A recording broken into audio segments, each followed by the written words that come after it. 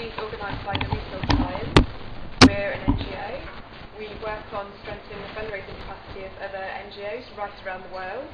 We have lots and lots of other activities as well as the IFC, although that's probably what we're known for. So we have other conferences. We have sort of an advising and consulting arm. We have a lot of awards programs around the world, and we've just launched our new online knowledge hub, which has a lot of resources available online. You should really have a look at that. There are some really good resources there on the Resource Alliance webpage. We'll be able to send out the presentation so you'll get all the slides. Yeah, so it's called the Knowledge Hub. So why did Maria invite me here today? So I want to talk to you about impact. It's a really important theme, and it's also the theme of this year's Congress.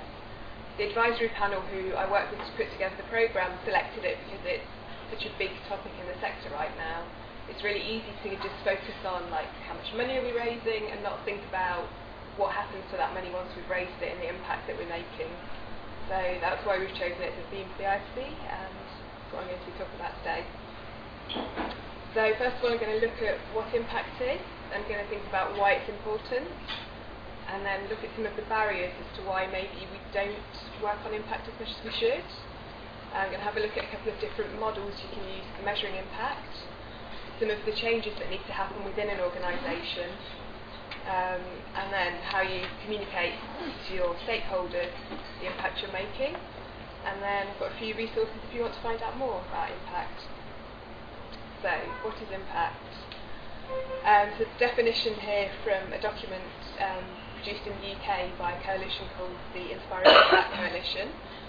So the broad or longer term effects of a project or an organisation's work, also referred to as the difference it makes.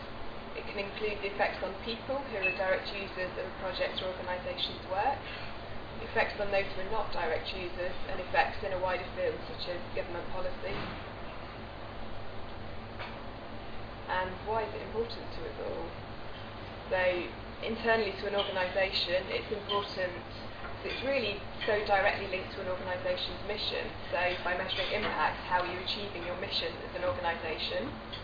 I think it's important for the staff for motivation to actually see how all their hard work is affecting other people, and it's also important for an organisation's future effectiveness. By knowing which projects, how you're making a difference, you can continue to invest in that more in the future and make a bigger difference in the future. So it's a quick question for you all. In your organisation, does anybody like to share how you would define success internally? Easy question for Monday morning. Come on. How do you know when you've been successful? As you mentioned, it's difficult because in the fundraising department we count the amounts of funding. Yeah. And the organisation doing the work, they count what they are doing.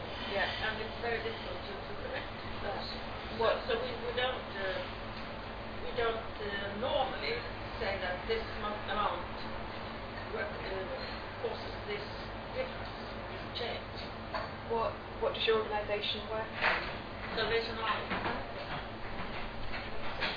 Thank you. Yes? I guess I work with the poverty reduction and application of prosperity, and I guess like the society is actually taking steps towards how society and state. That is success. Yep. And they're going the right way. Indicators are showing, that their actions themselves. Great, thank you. But it isn't just about us as organisations. It's also important to donors and stakeholders. So, to the individuals that are giving us funding, to maybe corporates who we're partnering with, foundations, and they really increasingly, I think, want to hear about how the organisation is making a difference. They don't just want to know what we've done in terms of numbers, but broader, how is it actually changing people's lives. So there's, I think, increasing pressure on organisations to be reporting on their impact. There was a survey done in 2011 by an organisation in the UK called CAF, the Charities Advisory Foundation, and they surveyed some of the wealthiest donors in the UK. 89% of them said that hearing about an organisation's impact would influence strongly who they gave money to, and yet only 55% of them felt that organisations were reporting satisfactorily on the impact they were making. So it is really important, and I think it's something that we all need to get better at.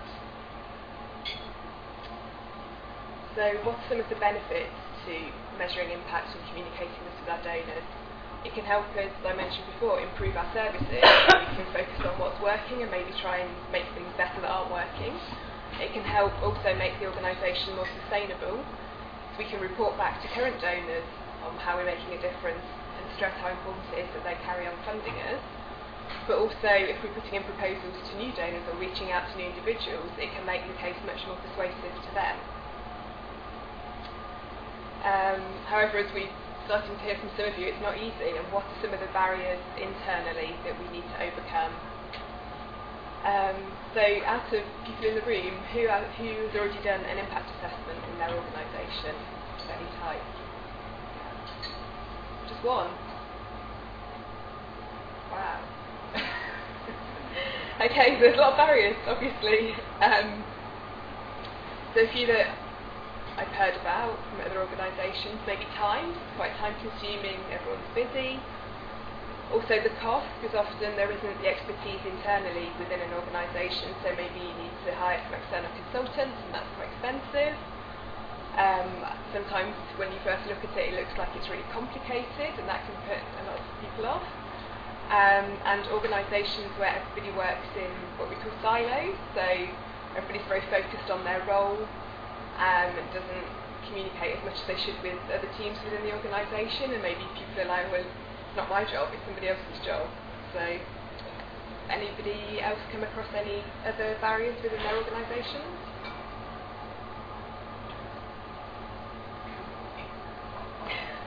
So that's probably about it. So already quite a lot, yeah. So I'm going to look quickly at a couple of ways that organisations can measure impact. So there are a lot of different approaches out there. There was a study by a university in the Netherlands that counted about 20 different ways. So already that can seem quite daunting. How do you choose which one's best for your organisation? But fundamentally they all have quite similar processes to go through. So firstly they'll look at tracking what your organisation's done. Then they'll come up with a way of measuring the results, and then finally they'll analyse the results and see what they mean. Some of the differences between the different models are maybe how they weight different aspects and also how they express the results at the end. So the first one I'm going to look at is the Impact Practice Framework, which again comes from the Inspiring Impact Coalition in the UK. I think it's quite a broad model. It can be used for to report back to a lot of different types of donors. And that goes through 4 stages. So the first stage is looking at planning. So thinking about what impact you would like to make and how you're going to deliver on it. Thinking about what you're going to measure, so that you know which information to collect during the process. Then the second phase is the doing phase. So you deliver the work and you collect the information you need to do the impact assessment. Then you move on to doing the assessment itself, and then finally is the reviewing phase, so learning from the findings of the impact assessment and communicating it out to your stakeholders and to the rest of your team. So there's some guidelines for good practice in that. So first of all, taking responsibility for carrying out the work and sharing that responsibility with others, because it can't just be the work of one person, it has to involve a lot of different people in your organisation, and also your stakeholders, the people that you're working with externally, because they're the people, if they're getting a service from you, you want to know whether they think it's good or bad, what could be improved. Being very clear on the purpose that you want to have through that, as I said, involving others. Allocating appropriate resources to do the work well and finding the right methodology. Looking at the full range of impact, being very honest and open in the way that you're working. Don't just sort of gloss over the negative things but take on board that there's going to be some good things coming out of it and maybe some less positive things coming out of it that you can then act on in the future. So being willing to act on the findings and actively sharing it, not just keeping it internally or within the teams who are doing it.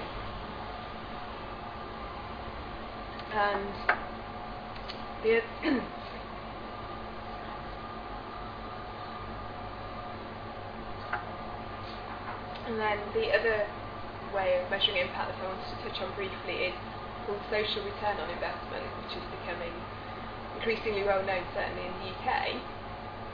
A lot of foundations and institutional donors seem to favour this model, and as well as some of the newer philanthropists like venture philanthropists. So there's a definition up here from the UK's Cabinet Office. I think its main difference to other approaches is that it actually places a monetary value on the impact. So although it looks at a broad range of values and outcomes, it actually then calculates a monetary return, just like normal return on investment that you would use when looking at marketing. We have a couple of Swedish organizations using that. FRII, for example, and some of the city missions, like Stockholm Stadsmission, are starting to look at it. So if you want to actually know more about FRII, you could probably also use this as they do quite a lot of good work on that. Interesting. So some of the key things about this model, although it uses money as a way to measure the impact, it isn't just about money, it is very much about value, about social change. You can use it to look at the impact your whole organisation is making or just at specific projects. And the other thing that I found quite interesting looking at this is obviously you can look at it from an evaluative point of view, so at the end of a project or at the end of a time period, looking at the impact, but you can also do a forecast at the beginning of the impact you would like to make and then use that to compare it to the actual impact at the end. So again, it has some principles which can be found on this website in a bit more detail. Some of the key things to look at are actively involving all of the stakeholders, really understanding the changes that are made throughout your work, not over-claiming, so looking at other factors that could influence the outcomes, not just your work, being transparent, and then also verifying at the end your results, so maybe doing some benchmarking with other organisations. So again, it goes through a lot of different stages, right from the scoping, thinking about the outcomes you'd like to see, often known as theory of change, evidencing, collecting your evidence, assigning a value to it, establishing the impact and sort of weeding out other factors that could have influenced the impact, and then actually doing some calculations and assigning values to it and coming up with a ratio, the same as you would if you were measuring investment in something more tangible like marketing. And then at the end, obviously reporting, using it, embedding the results in your organisation and communicating it out to your broader network. So you decided that you want to follow one of these methodologies. What do you need to happen internally? So I think first of all it's really important to get buy-in from the leadership so then they can influence the rest of the organisation. This is something really important that everybody needs to invest in and work together on. And then also you need buy-in from the teams right across the organisation. So particularly your programme and service delivery teams, because they're the ones delivering the work, but also from other teams so that they understand why it's important. Like from the fundraising team, it's important so that they can then communicate it out to their donors, and you'll need to really understand it in order to be able to communicate it effectively, and sort of a change in mindset, so to collaborate more with other teams and to not be like, well, that's what the programme team do, it's not relevant to me. Only one of you had an experience of doing it. Any experiences you'd like to share from working on such a report?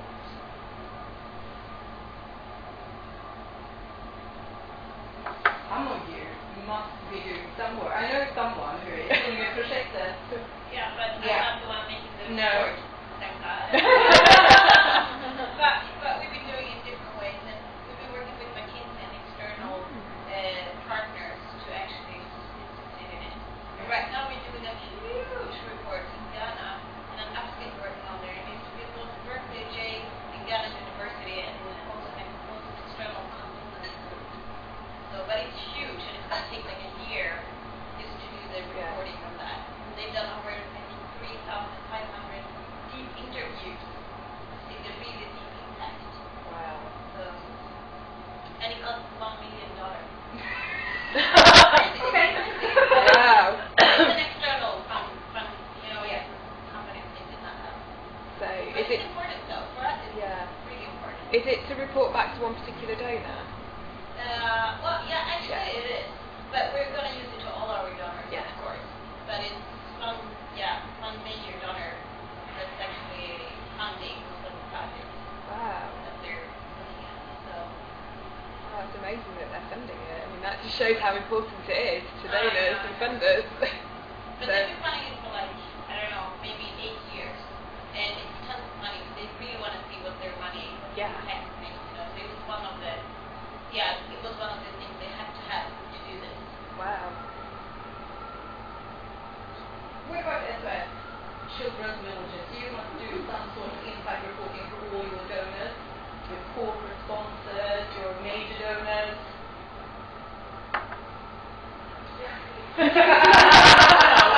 No. Actually, we find it quite hard sometimes because we work as we're in our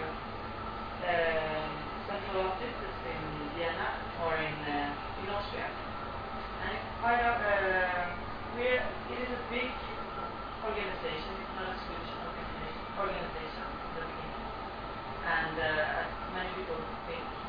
And it is really good, but sometimes we have problems with the information to us, directly to us, because we in Sweden are quite fast if compared to the other organizations. So it's, sometimes we really need it that quick because we have some big donor or something that really wants information really quickly, and we can find it difficult sometimes, but of course it's in the other way it's really hard. It's very easy for us to explain our organization because we work with children's villages and that kind of thing. It's quite easy to show the impact or that kind of thing. And you can do it in many ways, of course. You can do it by explaining one person's life or you can have, of course, like this girl, you need like the bigger impact of it. I don't know if it explains something. You want to fill in? Yeah, I mean, we work with children and we follow them throughout their entire life. And we do have follow-up on every single person that actually participate in our program. But like you say, the information gets to the central organization, which is based in Austria. So here in Sweden, we have wished to receive that information. I mean, more often, obviously. But there is a follow-up and stuff in it. But there is. So and even for our major donors, I mean, we have companies funding entire villages and everything, and obviously they're going to visit the project and so they can see with their own eyes what they're actually funding and what their money, the impact of their money.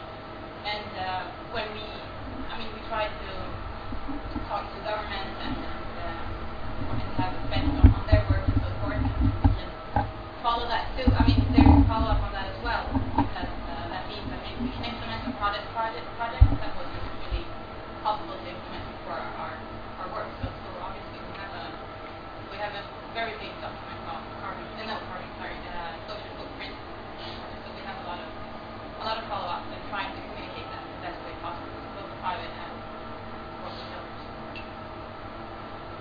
I knew there was stuff out there. It's hard to explain it. Yep.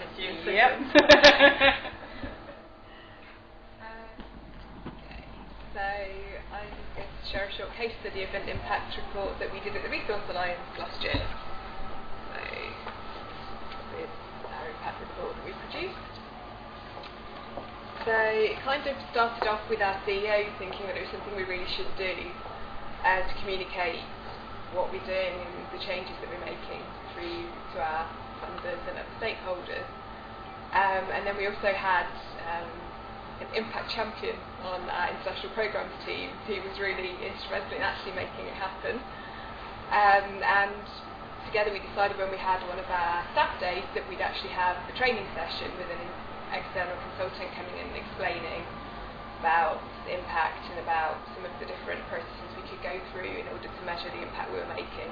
So I think that was really helpful in terms of everybody understanding it and buying into the process and therefore being willing to help with it. So then they got together with the consultant, the members of staff on the international programs team to come up with a framework, came up with some questionnaires, and then they worked with each of the other teams to identify the right people to send the questionnaire to. So, for example, I selected some of the IFC delegates who could answer a questionnaire about how attending the IFC had an impact on their work.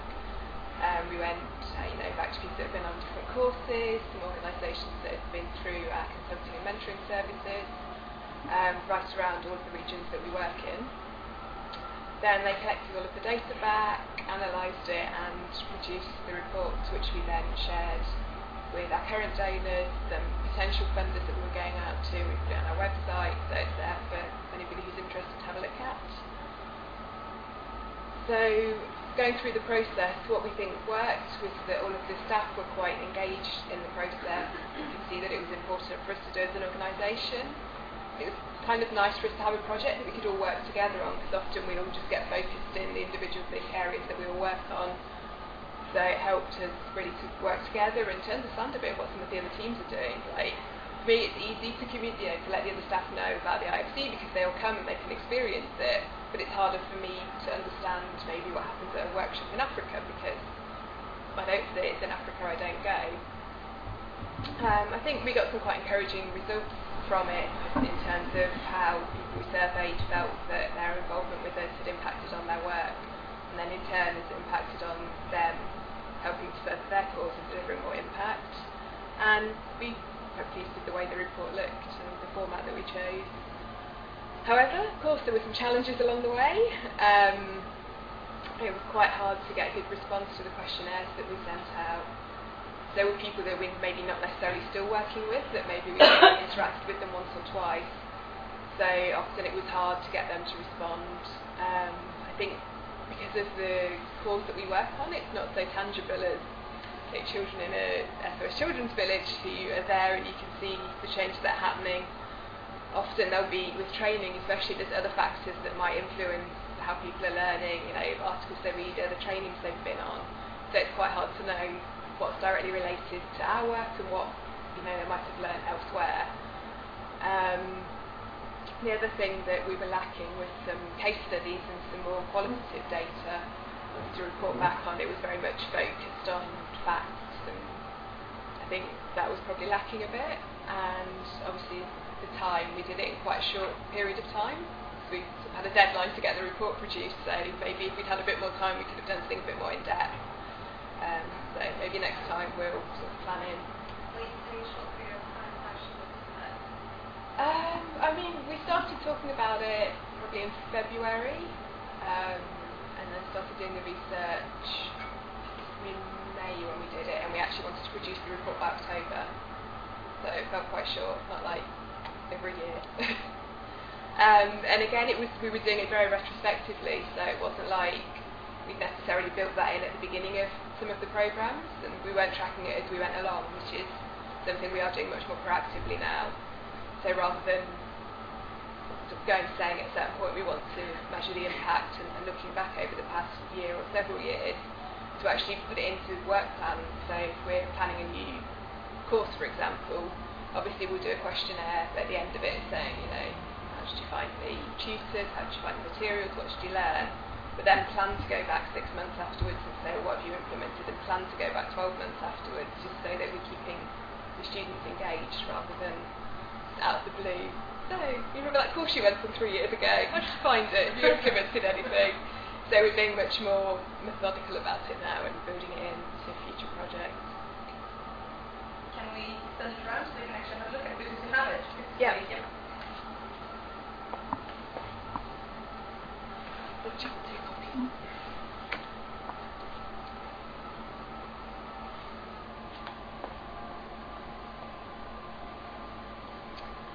And then finally, obviously once you've gathered all the data and everyone's happy with it, how do you communicate it externally? So I think the main things you need to consider: content, what are you going to present, language, how are you going to present it, and what format are you going to choose, because you don't just have to produce a report. So, as I said before with the one we did, do you just stick with facts and figures, do you put some stories in, so quantitative or quantitative, or do you do a combination of the two?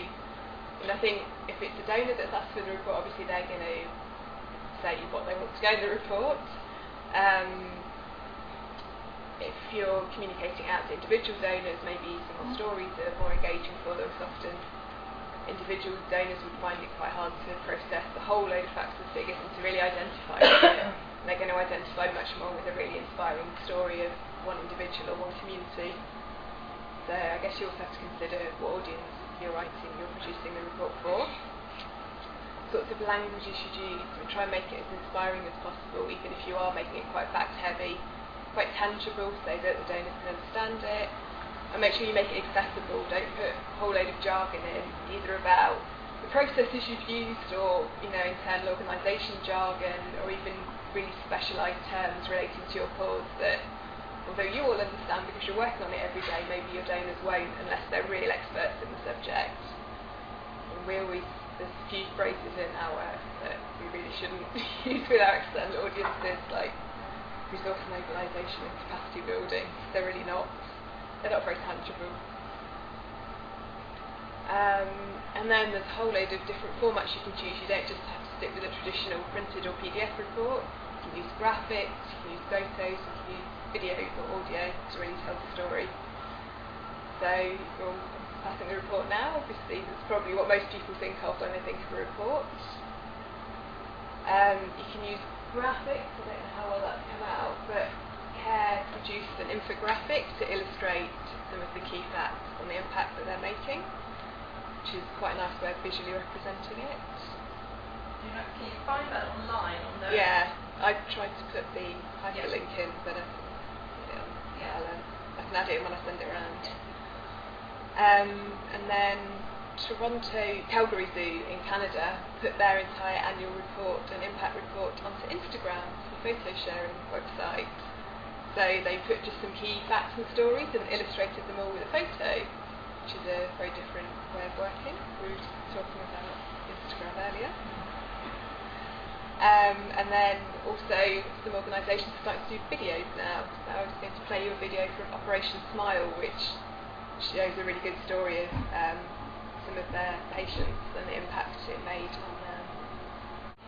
So lots of different ways that we can share our impacts with our audiences. And so those of you who do the impact in your organisation, which different ways have you used? Have you stuck to reports? Has anybody tried doing video maybe?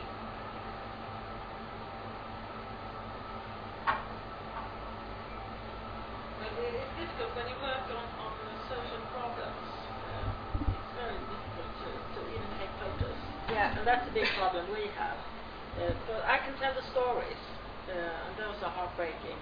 But I can never present a good photograph. Yeah. Or it's very difficult. They don't want to be on pictures distributed to donors. Yeah. So videos, no. Yeah. How about infographics? Have anyone used that? Hungerprojektet? But mostly actually in the US.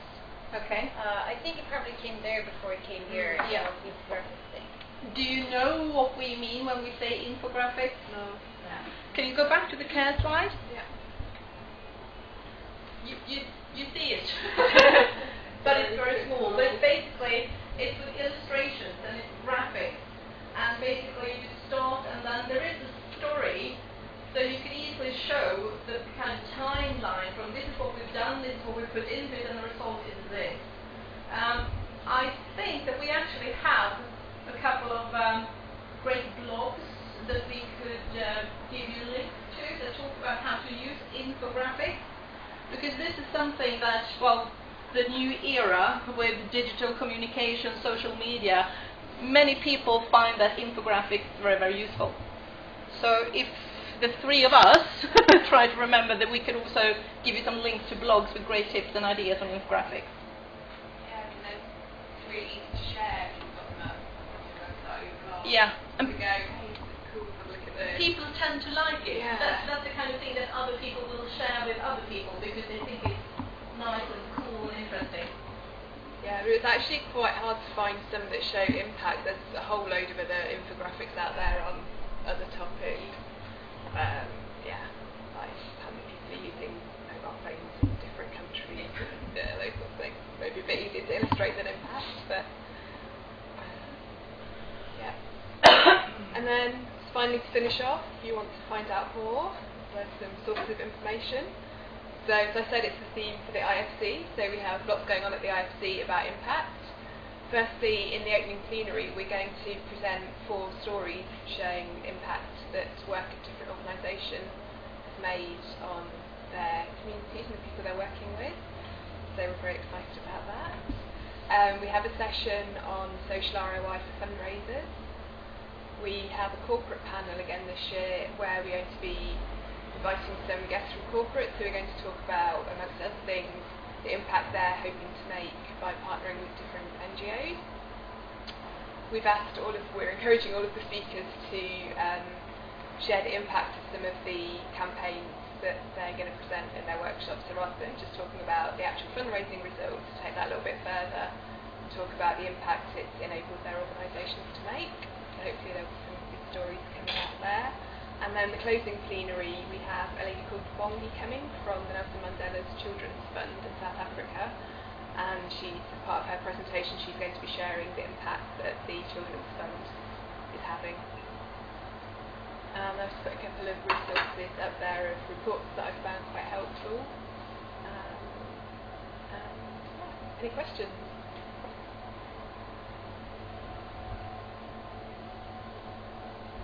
It's obviously crystal clear. Anything? Then I'm going to say something in Swedish. That's okay for you? Yeah. Jag hoppas att alla vet att vi ändrade priskvalitetsår i maj i år. Någon vet extra mycket för hon justerade protokollet. Men från och med nästa år, närmare bestämt den sista september 2014, så är det ett nytt rapporteringssystem där prismedlarna ska tala om hur de faktiskt följer koden. Och en del i det är kravet på en effektrapport. FRII har tagit fram en mall för hur man ska rapportera för att någonstans liksom vi ska ha någon jämförbarhet mellan olika organisationer så att det ska vara enkelt för givaren. Och det handlar om 6 stycken frågor som man ska besvara. Däremot så kan ju varje organisation göra väldigt mycket mer, men jag tror att allt det här som Laura har pratat om tror jag är väldigt bra redskap för att också kunna jobba med den här effektrapporten som faktiskt blir ett krav.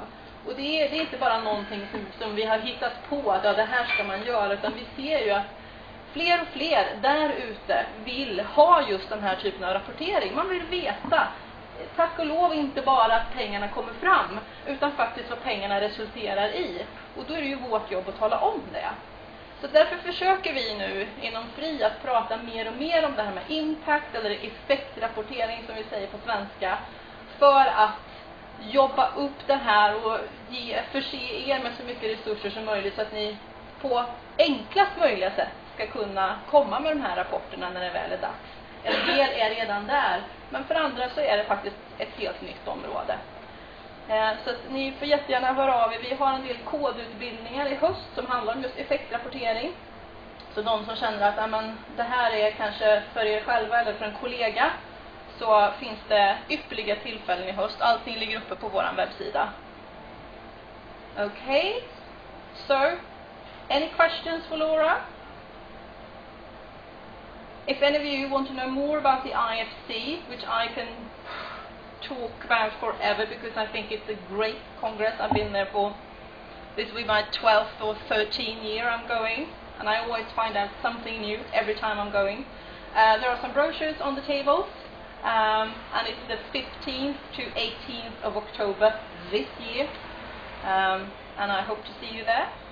Otherwise, thanks a lot for coming this morning, and thank you, Laura, for sharing with us, and thank you for coming all the way to Sweden to do it. We appreciate that. Thank you.